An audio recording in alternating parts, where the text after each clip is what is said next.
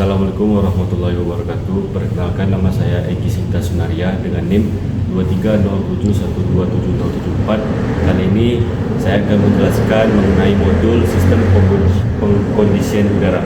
Baik, untuk modul sistem pengkondisian udara ini kita menggunakan alat berupa air conditioner atau AC.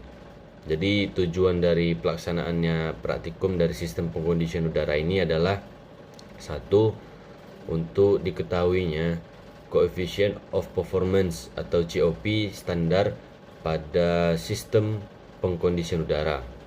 Yang kedua yaitu efisiensi refrigerasi. Yang ketiga efektivitas kondenser dan pemanfaatannya. Dan yang terakhir yaitu efektivitas evaporator. Pada pengujian sistem pengkondisian udara atau AC, potensi bahaya muncul dari kombinasi tekanan tinggi, temperatur ekstrim, listrik, dan fluida refrigeran. Untuk itu sangat penting bagi kita memperhatikan aspek K3 dalam menggunakan lab. Aspek K3 itu adalah kesehatan keselamatan kerja yang diperhatikan untuk melindungi praktikan ketika melaksanakan praktikum, yaitu yang dimaksud menggunakan baju safety, menggunakan kacamata untuk melindungi mata, menggunakan sarung tangan, menggunakan sepatu yang menutupi kaki bagian atas, dan yang terakhir yaitu bagi praktikan yang berambut panjang untuk dapat diikat atau menggunakan bendo. Dan juga beberapa hal-hal yang tidak boleh dilakukan praktikan di dalam laboratorium. Yang pertama adalah untuk tidak menggunakan alat tanpa seizin atau sepenglihatan dari asisten laboratorium. Dua, menyeting alat sendirinya. Dan yang ketiga, bercanda atau bergurau saat dimulainya praktikum. Baik, selanjutnya itu prinsip kerja mesin pendingin adalah jika motor penggerak berputar, maka akan memutar kompresor. Dengan berputarnya kompresor, temperatur maupun tekanan refrigeran akan naik.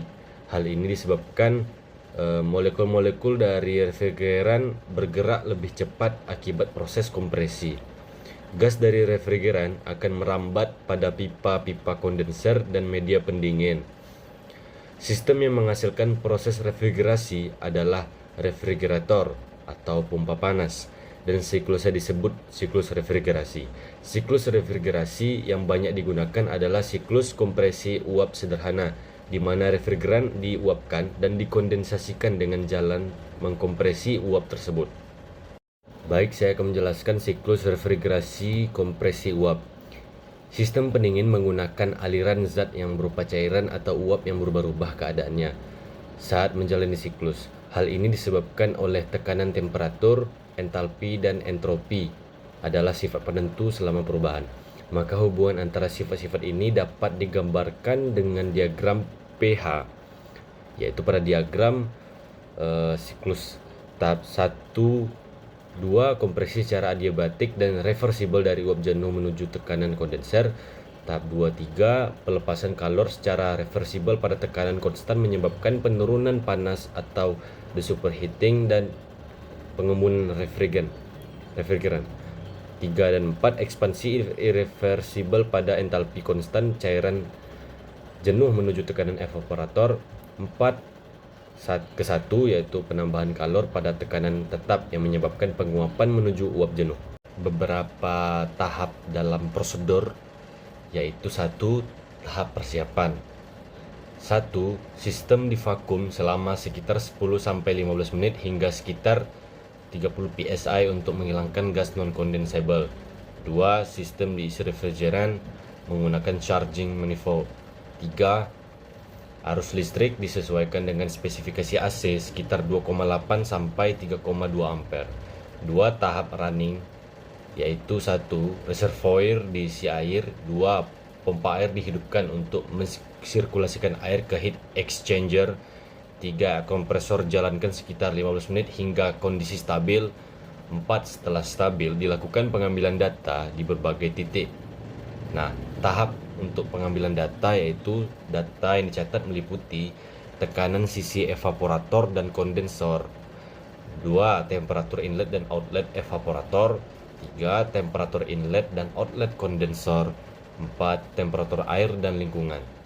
Nah, pengukuran dilakukan dalam beberapa kali untuk variasi laju aliran.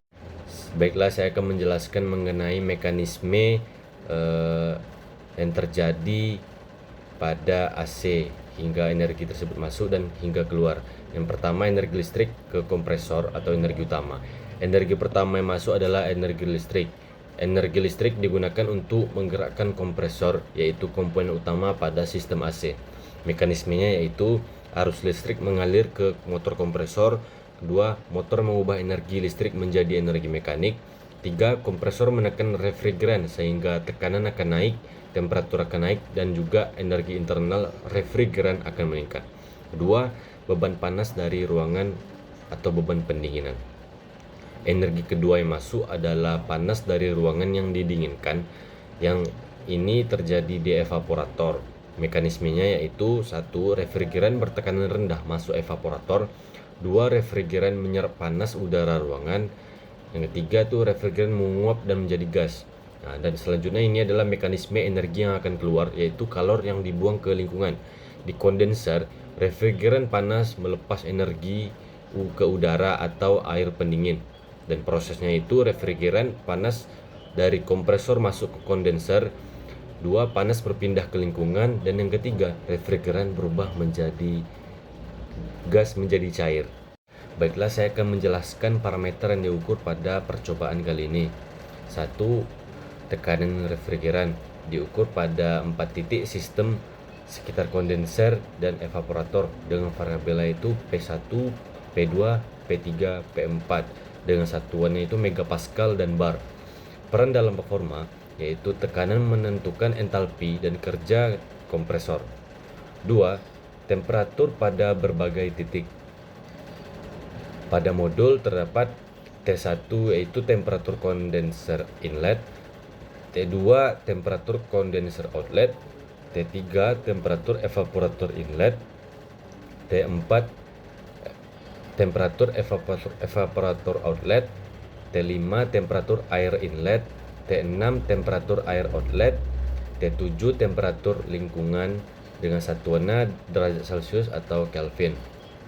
Dan selanjutnya itu arus listrik kompresor diukur dengan clamp meter dengan variabelnya arus, satuannya ampere. Biasanya diukur bersama tegangan dan faktor daya.